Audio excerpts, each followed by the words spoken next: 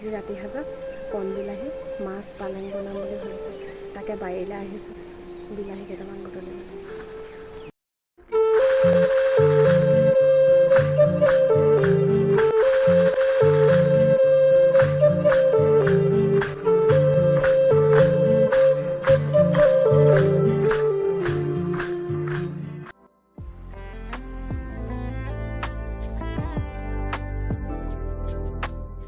মাছকেইটা ফ্ৰাই কৰি আছোঁ, লগতে অকণমান পানীও বইল কৰি দিছোঁ।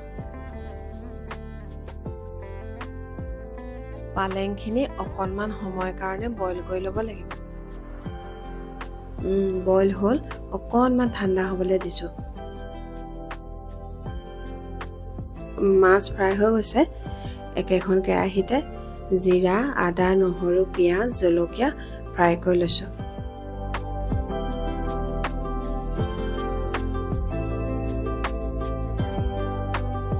এইখিনিৰ লগত বইল কৰি থোৱা পালেংখিনি মিক্সি কৰি ল'ম।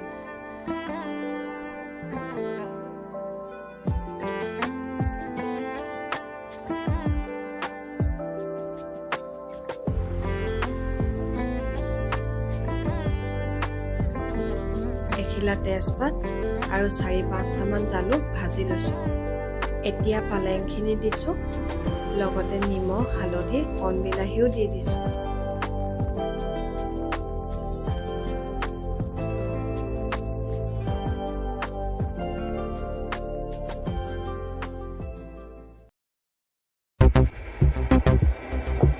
এয়া শেষত মাছকেইটা দি দিছোঁ।